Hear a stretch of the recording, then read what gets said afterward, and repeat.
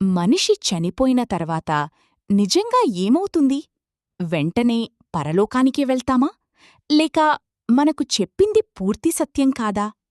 పరలోకం నిజంగానే ఉండా? లేక మనుషుల భయాన్ని ఉపయోగించి నిర్మించిన కథనా? చనిపోయిన వెంటనే పరలోకం అంటున్నారు, కాని బైబిల్ నిజంగా అదే చెప్తుందా? ప్రసంగి 9:5లో బైబిల్ చెప్తుంది, చచ్చినవారు ఏమియూ ఎరగరు. అయితే చనిపోయిన వెంటనే పరలోకం అంటున్నారెందుకు? మనం వినింది నిజమా? లేక బైబిల్ నిజంగా అదీ చెప్తుందా? మత్తయి 6:10లో యేసు ఇలా ప్రార్థించమన్నాడు, నీ రాజ్యము వచ్చుగాక, పరలోకమందు నెరవేరుచున్నట్లు భూమియందునూ నెరవేరునుగాక. దేవుని రాజ్యం భూమిపైకి వస్తుందని బైబిల్ చెప్తే మనుషులు మాత్రం పరలోకమంటున్నారెందుకు? ప్రకటన గ్రంథం 21:12లో పరలోక పట్టణ గుమ్మములపై ఇశ్రాయేలీయుల 12 గోత్రముల పేర్లు ఉన్నాయని స్పష్టంగా ఉంది. అయితే బైబిల్ ఇశ్రాయేలీయుల గురించి ఇంత క్లియర్గా చెప్తుంటే తెలుగు పాస్టర్లకు అర్థం కావటం లేదా? లేక ప్రజలకు ఇంకేదైనా చెప్తున్నారా? బైబిల్ ఒకటి చెప్తుంటే వేదికలపై మరోటి ఎందుకు వినిపిస్తోంది? మనం వినేది సత్యమా? లేక పాస్టర్లకు వ్యాఖ్యానాల మాయాజాలమా? మనము జీవిస్తున్న ఈ భూమిని కాపాడుకోలేక తెలియని పరలోకం కోసం ప్రజలను భయపెట్టడం ఎంతవరకు నిజమైన ఆధ్యాత్మికత? కాలుష్యంతో భూమిని నాశనం చేస్తూ, యుద్ధాలతో మనుషులను చంపుతూ, కనిపించని పరలోకం గురించి కథలు చెప్పడమెందుకు?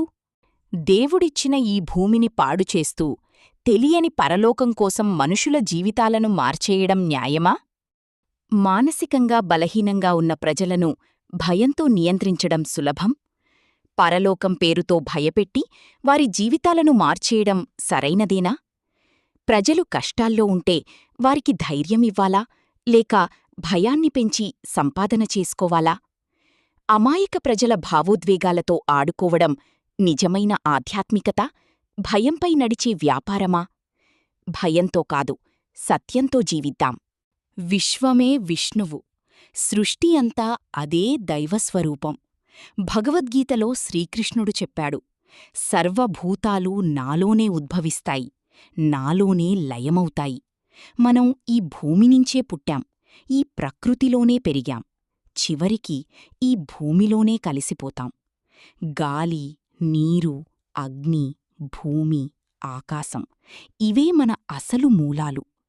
కనిపించే ఈ విశ్వాన్ని అర్థం చేసుకోకుండా కనిపించని పరలోకం కోసం వెతకడమెందుకు? దేవుడు ఎక్కడో దూరంలో లేడు, ఈ ప్రకృతిలోనే ఉన్నాడు. చెట్టులో, గాలిలో, నీటిలో, ప్రతి ప్రాణిలో. భూమిని స్వర్గంలా మార్చడం అదే నిజమైన ఆధ్యాత్మికత కావచ్చు. మరిన్ని ఆశ్చర్యకరమైన విషయాలతో మళ్ళీ కలుద్దాం. వీడియో నచ్చితే లైక్ చేయండి, షేర్ చేయండి, సబ్స్క్రైబ్ చేసి బెల్లైకాన్ నొక్కండి. ధర్మాన్ని తెలుసుకోండి, సత్యాన్ని ఆలోచించండి. ధన్యవాదాలు.